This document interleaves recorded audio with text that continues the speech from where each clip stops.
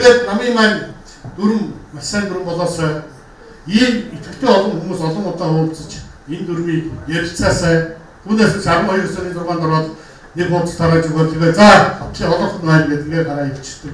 Тийм дүрм байж болохгүй.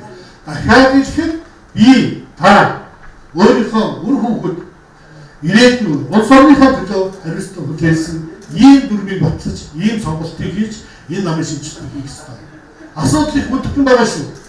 Одоо бид нар ингээд цагаан сар хүртэл сунгаж байгаа намын даргатай болгоё. Ерөнхийлөгчийн сонгуул ямар бэлтгэлтэй орох вэ?